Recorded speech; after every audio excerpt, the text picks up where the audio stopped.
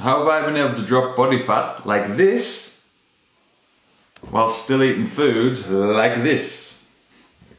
So I've been aiming to drop a bit of body fat now since about Christmas really. Haven't done anything drastic, haven't been aiming for 2% body fat or anything stupid. It's just been a case of like tidying up the diet, kind of lost interest with training and food a bit last year. Like we were focusing a lot on the business, so it kind of took a bit of a back step.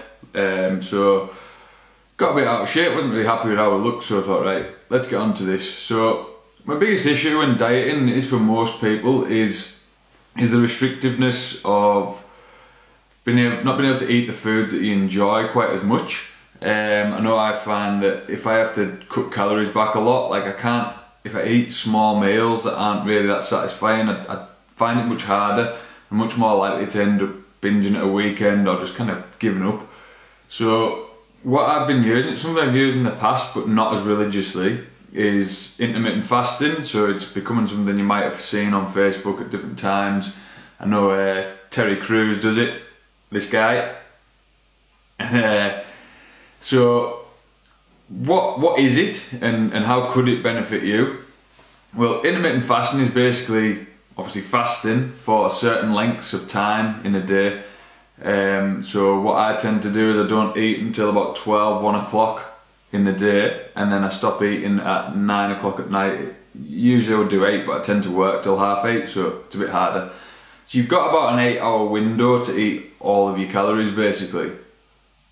So what that does is means that I can actually eat big meals like I posted at the start there, and feel full, feel satiated, not then be thinking about what am I going to eat next, because I've actually eaten what I wanted and I'm feeling satisfied. It doesn't work for everybody, I'm not going to lie. Some people just are more of a grazer, like Carla prefers to eat kind of small meals throughout the day, but she still on certain days does use intermittent fasting if it suits her.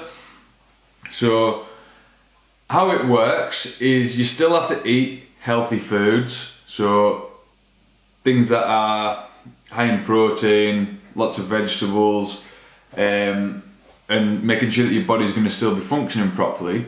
But what that allows you to do is then to save up some calories to either make that meal really big, so a bit like I had the sort of beef and all the vegetables, threw some Yorkshire puddings in there because I love them. But you can still also do things like the pizza and the sweet potato fries if you make up the nutrients elsewhere. So earlier in that day I ate a lot more sort of lean meats, lots of vegetables and fruit and things to cover for the fact that I wasn't really going to have any with my tea. Maybe it wasn't perfect, that one, but I don't do it like that every day. But I do eat big meals every day. So my first meal in the day tends to be still quite breakfasty. I still like to have kind of things like bacon, eggs, bagels, things like that. So maybe put in about 600-700 calories into my breakfast with my coffee. And then the middle of the day I try and have my sacrifice then comes in that I have a bit of a smaller afternoon meal. But remembering I haven't eaten in that morning gap. I do still have a coffee, so technically it's not fasted, but to be honest, the difference between having that coffee and not is minimal. All I'm trying to do it for is to create a bigger calorie deficit, so having that doesn't really affect anything for me. So having that sort of smaller meal in the afternoon then allows me to kind of look forward to my tea. I tend to have about 1,000 calories roughly for my tea, and try and save a bit for some popcorn if I can at night, because I love popcorn. And that makes it so easy for me. I don't feel like I'm missing out on anything. I haven't felt put out since Christmas, so what, we're in mid-June now. Like I've had times where I'm hungry or I'm kind of, you get a bit sick of diet and whatever, but it's nowhere near as bad as when I've done things in the past where I'm on strict calories. This is the exact macros you've got to hit. These are the exact thing. Like being so exact just makes it less livable. I'm not OCD. I'm not one of those people who really loves things to be in lists and whatever. So targeting loose macros, I look at about 200 grams of protein a day. Don't worry about what my fats and carbs do. I just make sure that I stop eating when I hit that calorie target. If I go overboard in a day, then I just pay those calories back the next day. It really is quite that simple. Like I say, it doesn't work for everybody. I understand that. I've tried it with clients in the past that haven't really enjoyed the process. But in the same sense, there's a lot of people that have gone, you know what, I don't even feel like I'm dieting, this has become a lot easier. You can do it even looser. It's good to do if you're in a bit of an off season, or you're not looking to diet at that time. Like, what it does is then it just means that you haven't eaten for that like first 6, 7, however many hours in a day, depending on what time you get up. So you've created a deficit, so then you're less likely to just go waste, spilling over your calories when you're not tracking.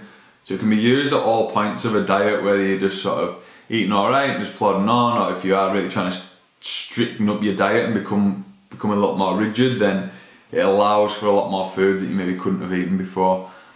If you've never done it before, I really would recommend giving it a go. You don't have to do it every day. Like, you could do it for a couple of days, and then you might have an early breakfast one day, and whatever, that doesn't matter. It's all about creating that calorie deficit rather than worrying about that you're on fasting all the time. This is what you're doing.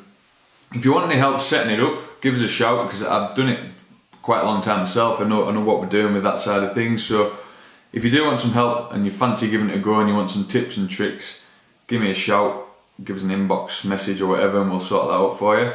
Yeah, if you've got any other questions, fire them into the box below and I'll try and clear them up for you. Cheers guys.